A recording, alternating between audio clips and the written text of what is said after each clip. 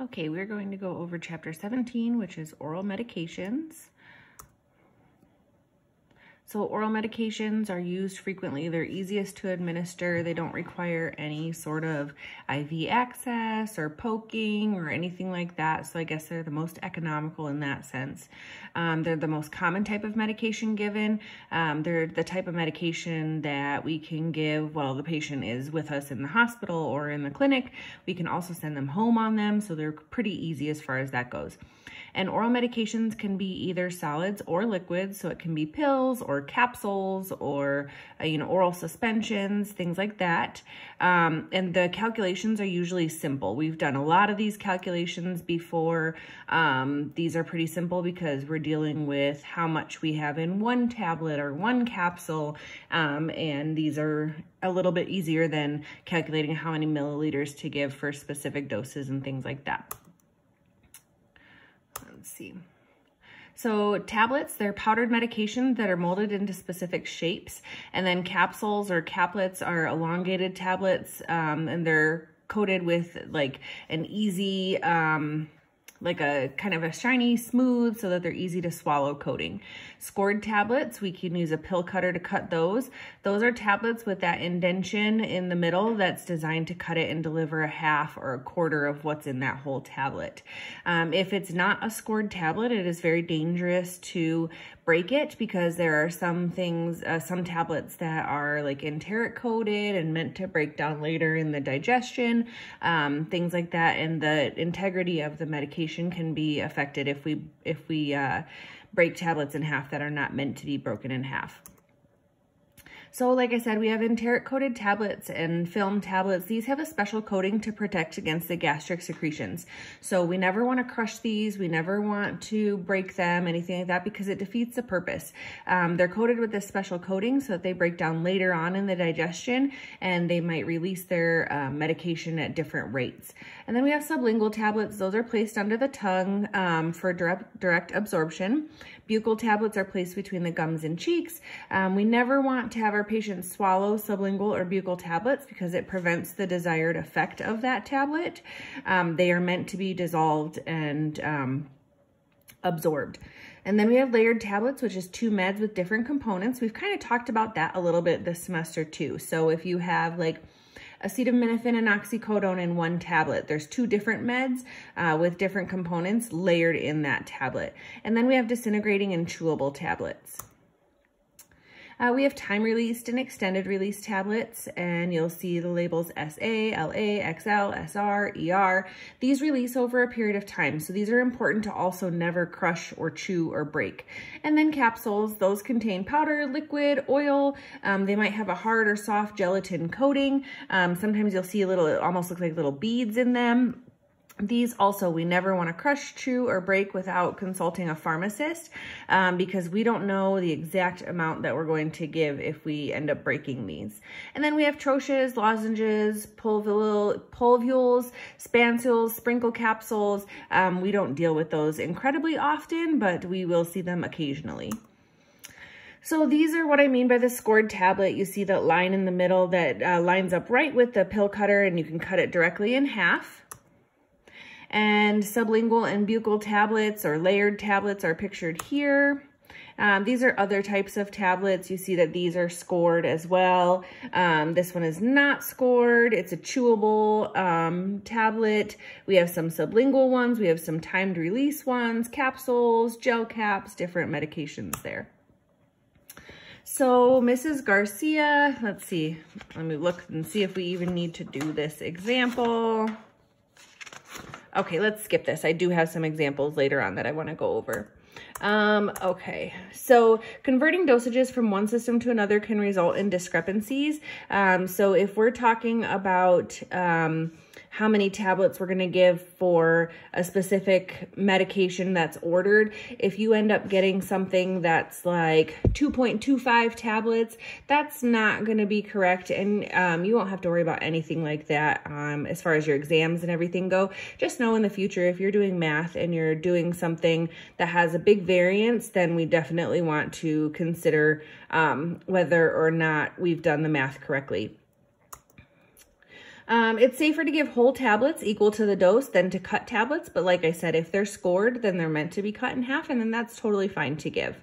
We really don't want to give more than 3 tablets, but we do have exceptions for this. The exception on the PowerPoint is, you know, some different HIV medications, things like that. But I work in the cath lab a lot, and we give Plavix, which is a platelet, helps keep platelets from aggregating, and we give that right after we place stents, and those poor patients have to take 6 tablets. So again, we usually don't give more than 3 tablets in one dose, but occasionally it does happen. Just make sure that you're double checking your math and your dosage and things like that. Okay, so this one, I do want to do this example. So the order is to give digoxin 0.375 milligrams PO daily, and then available we have digoxin in scored tablets of 0.25 milligrams. So now that we've passed the last exam, you have the option to use any formula that you'd like, whether it's the ratio and proportion, the formula method, which is desired over half times quantity, or dimensional analysis. So I'm gonna work this out for you in all 3 ways. Okay, so here we have our order, which is for 0.375 milligrams. And then available, we have, let's see, 0.25 milligrams per tablet. Okay, so if we are going to do this in ratio and proportion, we are going to set this up. We want to find out X tabs, okay? So we're going to set this up as 0.375 milligrams is to X tablets, what 0.25 milligrams is to 1 tablet. And then remember, a lot of you kind of had troubles with this as far as your exam goes. You would set this up correctly, but then what you paired together didn't go correctly. So we do the means, which is the middle, and then the extremes, which is the outside. So this means 0.25x, so 0.25 times x, equals 0.375 times 1, 0.375 times 1, okay? So we know that 0.375 times 1 is 0.375, so 0.25x equals 0.375, okay? We're gonna divide each side by 0.25 to solve for x. So x equals, let's plug this into our calculator here. Let's see.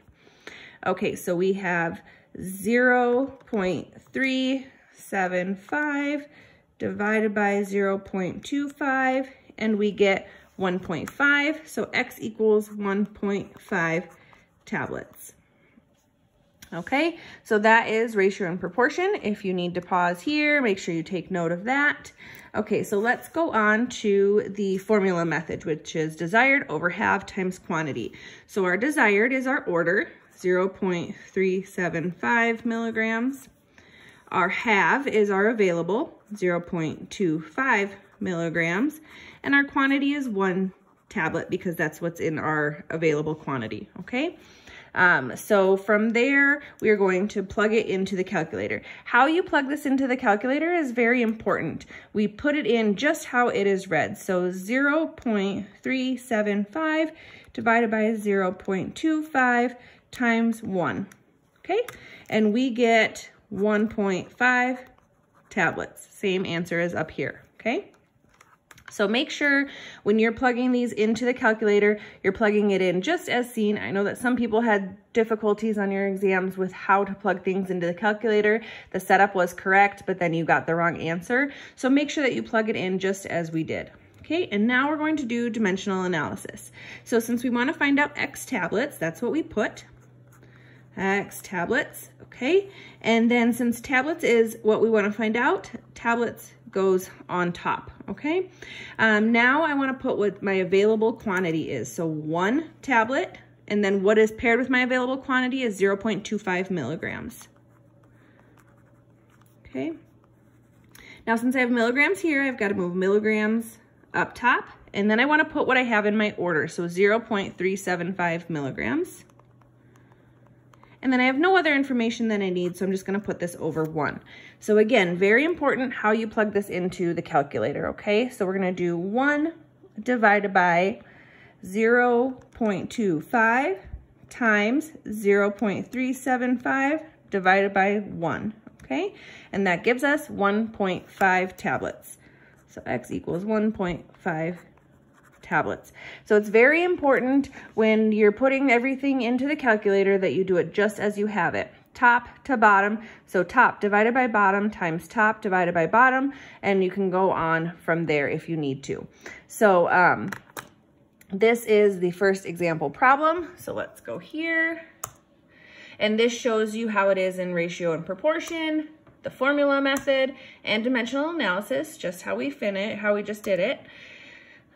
So to determine the number of tablets needed over a period of days, you're going to multiply the doses per day by the number of days, okay? So this is kind of new, all right? So if we have Valium, 10 milligrams, PO, QID for 7 days, you're going to have to go back and remember what QID means, okay? And then you're going to have to go from there. So let's see.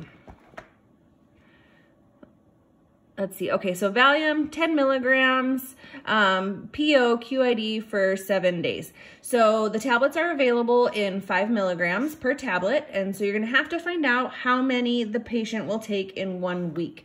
So you can do this a few different ways. The easiest way to do this is to just put it all together in a dimensional analysis problem, okay? So let's do that. So my order is for 10 milligrams,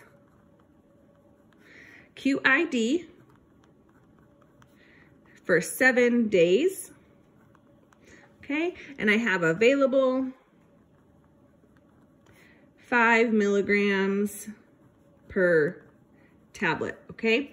So I need to know a few things first. QID means what? 4 doses per day. Okay, so now I can set up my dimensional analysis problem, okay? So I need to know how many tablets I'm going to give in 1 week. So X tablets, all right? So that's my starting point. X tablets equals, okay, I always am going to start with my available quantity, okay? So I'm going to put tablets up here since that's what I want to find out. And my available quantity is 1 tablet and 5 milligrams, okay? Now I'm going to move my milligrams up here. And I know that I'm gonna give 10 milligrams. That's my order per dose, okay? 1 dose.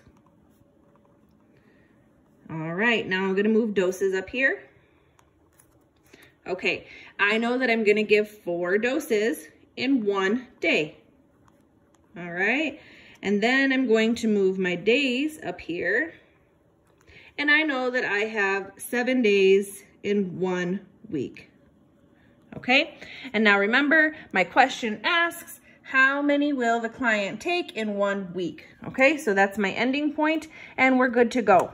So this is very easy to set up. You just remember whatever you start up on top with what you have available, and then you just move the bottom up, bottom up, bottom up, and you can figure out how to plug it in. Now, it's very important that we put this into the calculator exactly the way that it's written, okay? So 1 divided by 5 times 10 divided by 1 times 4 divided by 1 times 7 divided by 1 equals 56 tablets, okay? Per week. All right, so that is how you figure out how many tablets you're going to give in 1 week. If you need to pause it here to make sure that you have this all written down, make sure that you do that because it can get a little bit confusing. But once you know with dimensional analysis what to plug in where, it becomes pretty simple, okay? So there you go. That's how you do dimensional analysis, which is what we just did. Okay, so to determine a dosage to be given each time, you would have to do the total daily allowance divided by the number of doses per day. Okay, so if a patient is to receive 1 gram of a drug daily in 4 divided doses, you would just take 1 gram divided by 4 doses per day, and then you would end up with 250 milligrams each time that the medication is given. Okay. So everything gets a little bit more detailed as we go along throughout the rest of the semester. So make sure that you are paying very close attention to whatever the problem is asking you and how you're going to figure it out, okay? All right, so let's see here. So let's do this sample problem, okay? The physician wants to know how many tablets of Percocet Mrs. Garcia typically takes in 1 week. Mrs. Garcia and her daughter report that she has been consistently taking 1 tablet of Percocet every 6 hours. So what will we tell the physician? Okay, so this is a little bit different because we don't have a desired and like as far as your order goes and what's available and everything like that. So I want to know X tablets per week, okay? And to figure that out, I'm going to make sure that I put tablets on top. Now, she takes 1 tablet every 6 hours, okay? And since I have hours here, I'm going to move that up. There's 24 hours in 1 day, okay? And then I'm going to move my days up, and there's 7 days in 1 week, okay? So it might take a little bit of thinking as far as what you need to put where, but think about what the problem is asking you, okay? And then I'm going to put it into my calculator just like that. 1 divided by 6 times 24 divided by 1 times 7 divided by 1 equals, and I get 28 tablets per week, okay? That is what I'm going to tell the physician that she takes. All right, and that is what we just said. Okay, so calculating oral liquids. So sometimes we have to give oral liquids to patients, especially like young children. This can be an elixir, which is a medication dissolved in alcohol and water, or a suspension or a syrup. So we measure these by using a measuring cup, calibrated droppers, oral syringes, whatever that may be. Okay, so we kind of talked about this earlier in the semester. So don't confuse dosage strength with the total volume in the container. So your container might contain 100 milliliters per bottle, but the strength is something like 125 milligrams per 5 milliliters. So it's important that you differentiate between those two, okay? And then we do the same calculation that we've been doing the past few weeks, okay? So if we have, let's see, here's our example. We have an order for Dilantin 200 milligrams PO, TID, and we have available Dilantin 125 milligrams in 5 mLs. So let me get to a new page, and we're going to do this in ratio and proportion, desired over half times quantity, and dimensional analysis, okay? Just to reiterate those. So we have our order for 200 milligrams, and we have available 125 milligrams in 5 milliliters, okay? So we want to find out X milliliters, okay?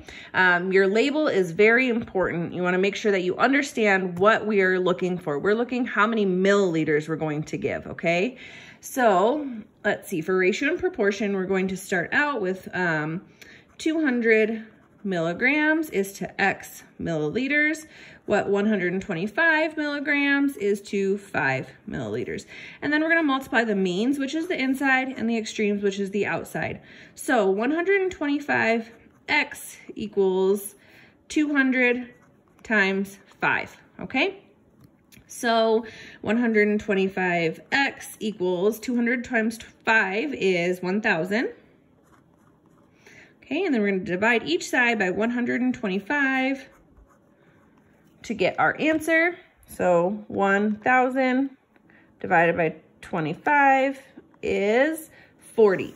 Okay, so let's see. X equals 40 milliliters. Okay. Okay, so then we have our ratio and proportion. Sorry, 1,000 divided by 125. That's better. I must have hit something wrong on the calculator. X equals 8 milliliters. That sounds better. Okay, so now we're going to do it by the formula method. So desired over have times quantity. So our desired is our order, 200 milligrams.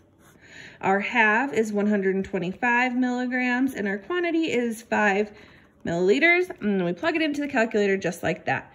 200 divided by 125 times 5, and we get 8 milliliters, okay? And then the last way we're going to do it is dimensional analysis. So I want to find out X milliliters. So I'm going to start with milliliters on top of my available solution. So 5 milliliters, and in 5 milliliters I have 125 milligrams, okay?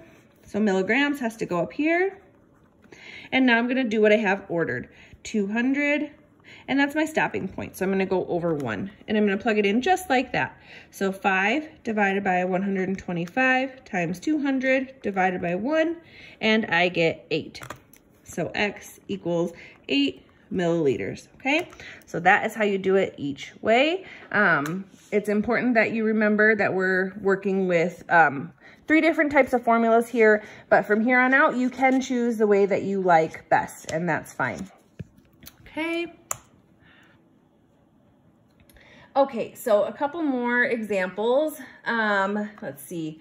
It is 0330, so 3:30 in the morning, and the aide in the unit notifies you that Mrs. Garcia's oral temperature is 101.6 degrees Fahrenheit. You review her chart and find the following order. So you have an order for Tylenol, 400 milligrams if her fever is greater than 100, okay? And you have available Tylenol 160 milligrams per 5 milliliters. So we want to know how many milliliters we're going to administer and what device we're going to use to measure the dosage, okay? So our order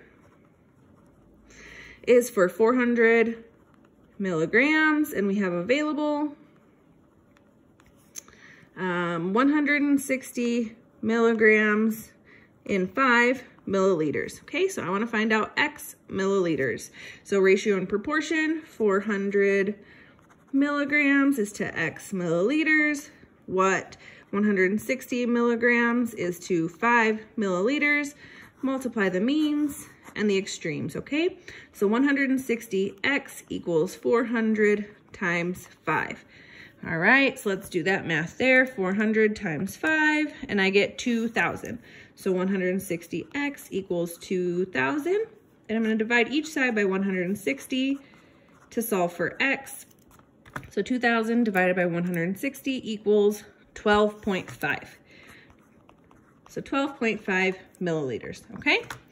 Now we're going to do it in the formula method. So desired is our order, 400 milligrams. Have is what we have available, 160 milligrams in 5 mLs for the quantity. And I'm gonna do it just like that in the calculator. 400 divided by 160 times, 400 divided by 160 times 5, and I get 12.5 milliliters.